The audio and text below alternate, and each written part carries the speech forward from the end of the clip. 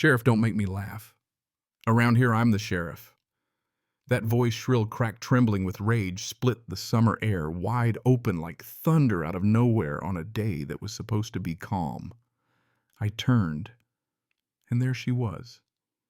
Carol Peters, my neighbor, my living nightmare, the self-appointed queen of Silver Lake. The sight of her was almost funny at first, pushing 60, wearing a vest 2 sizes too small, a dollar store badge pinned on so crooked it looked like a joke. But there was nothing funny about what she had in her hands. A gun, black and heavy and real, pointed straight at my daughter Emily. Emily, barefoot, from the dock towel slung over her shoulder, still dripping lake water. She looked like any other kid home for the weekend. Not a threat to anyone unless you happened to be Carol. To Carol, she was an enemy, somebody who wouldn't bow, wouldn't pay, wouldn't obey. That's all Carol needed to see. Now she had a loaded gun leveled at my daughter's chest. "Ma'am," Emily said, and God, her voice so calm, so clear, carrying over the gravel driveway. "Put the weapon down, right now." Sarah, my wife, squeezed my arm so hard it hurt. My grandkids behind us on the porch, frozen like little statues, not even blinking. You know that feeling when everything goes quiet at once, even the cicadas holding their breath. That's how it was. Carol just laughed, a glass-shattering, broken sound. "You don't give me orders," she barked. "I'm the president of this community. You're trespassing, and I'll arrest you myself if I have to." The word arrest bounced off the pine trees. I felt sick. Emily didn't flinch. She just raised her hands, palms open, and spoke lower this time, voice turning to steel. "My name is Emily Clark. I am the sheriff of this county. You are committing a felony. Drop the weapon, Sheriff." You could see Carol's brain trying to process it.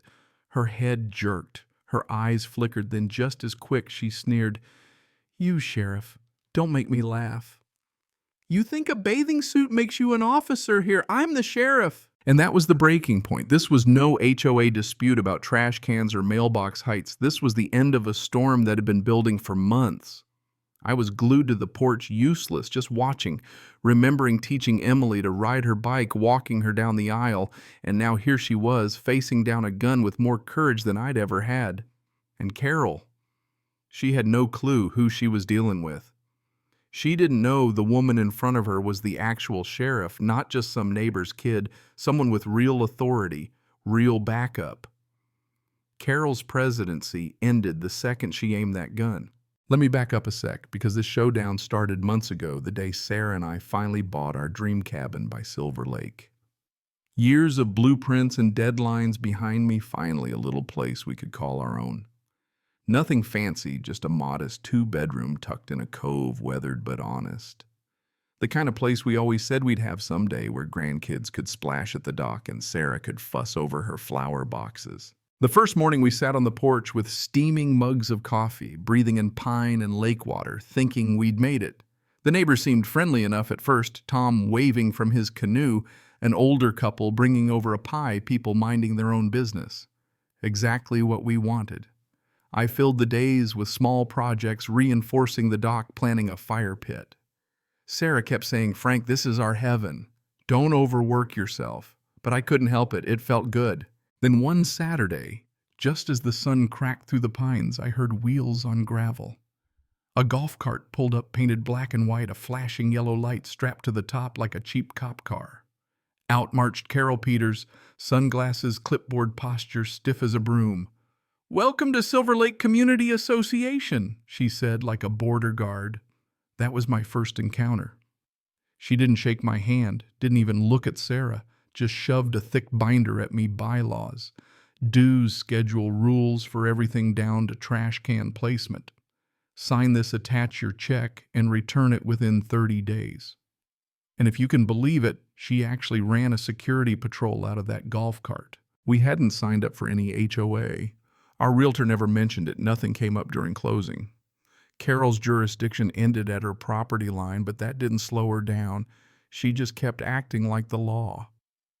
The first violation notice arrived a week later, $50 for unapproved construction materials. I'd stacked cedar planks by the garage for a planter box, moved them inside, hoping she'd drop it. Nope. Next, it was improper waste receptacle display. Another $50. Our crime, putting the trash can at the end of the drive a day before pickup, same as every other house in the county. It wasn't about rules. It was about control. I started a file manila folder labeled Carol. Every violation notice, every conversation dated and documented. But Carol didn't stop. Her golf cart started showing up more sometimes, just sitting there, engine idling, clipboard in her lap, watching me rake leaves, watching Sarah water the flowers. When Sarah offered her iced tea on a hot day, Carol didn't even blink. "I'm on duty," she said. The tea glass sat in the sun for hours, untouched. Then came my 60th birthday, burgers on the grill, friends and family, laughing grandkids running wild. Suddenly, Carol came tearing down the road, golf cart spinning, blocking our driveway, yelling about unauthorized gatherings and excess vehicles. My friend Dave leaned out his car, just trying to park. Carol snapped his picture, threatened to have him detained. Emily stepped in, cool, calm, asking which county ordinance we'd violated. Carol's answer: community bylaws. Legally binding. Emily replied, legally binding for members. My parents aren't members. That night, Emily flipped through my Carol file and didn't laugh. "Dad, this isn't just annoying. This is criminal, blocking a road, harassing you, snapping license plates. That's patterned harassment."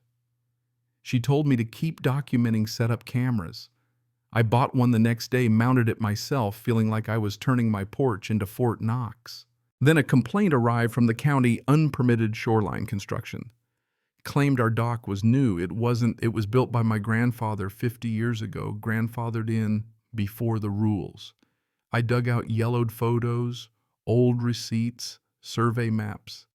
The clerk at zoning said, "We've seen a lot of these from Silver Lake lately, always anonymous, always flimsy." Carol had been busy targeting anyone she couldn't control. 2 weeks later, the complaint was tossed. Our dock was legal. Relief, sure, but I knew it wasn't over. Carol was ramping up. At the post office, I ran into Gerald, the nervous retiree from the so-called Architectural Review Committee. "She makes the rules up as she goes," he admitted. "No votes, no minutes, no process." At the hardware store, Tom told me Carol had collected dues all winter, but the plow never came and the roads never got fixed. Who knows where the money goes? He shrugged. Emily dug up the records. Turns out the HOA's nonprofit status had lapsed over a year ago. On paper, it didn't exist. All those fines, all those dues, every single enforcement action, void. Carol was running a phantom corporation and cashing checks under a dead name. Emily looked me in the eye. "Dad, that's fraud." So we drafted a letter. No anger, just facts. Nonprofit status dissolved. Dues illegally collected. Services never provided. Sent it to every homeowner. The next day, the lake hummed with rumors. By the weekend, neighbors stopped nodding politely at Carol. They started talking to each other, sharing stories, questioning the way things had been run. And Carol, she lost it.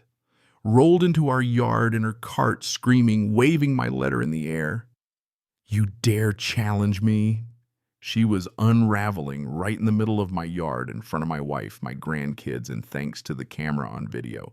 That's when she drew her gun. Everything slowed down. Emily, barefoot, calm, raised her hands. "Ma'am, my name is Emily Clark.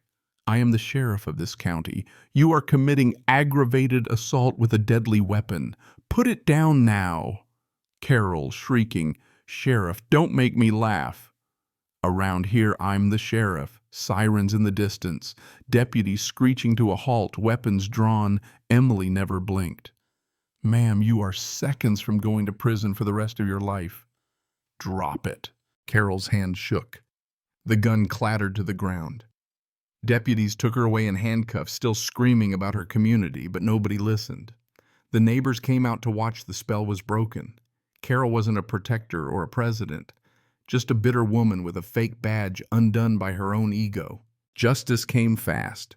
Charged with aggravated assault, harassment, impersonating a public servant fraud, the DA had everything from camera footage to Gerald's testimony to bank records.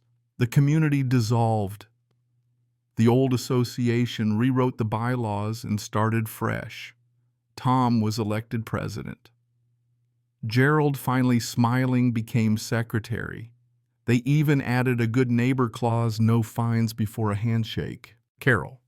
She pled out, avoided prison, but got probation, a hefty fine, and a permanent ban from ever serving on a board again. Her husband sold their house at a loss, and last I heard they'd moved away. No one misses them. And us. We sit on the porch now, coffee in hand, watching the sun rise over the lake the way we always dreamed. Neighbors stop by to chat, not to spy. My grandkids run free, laughing at the dock. Sometimes I pull out the old Carol file, thick with every letter, every fake violation, a reminder that bullies only win when we stay quiet. So what do you think, folks? Is justice a matter of standing up or sitting back? Have you ever faced down a bully in your own backyard? Drop your stories in the comments. And let's talk about what makes a community real laws or people fear, or fairness, silence, or speaking up. Because me, I'll take the engineer with a file folder and a daughter with steel in her spine every single time.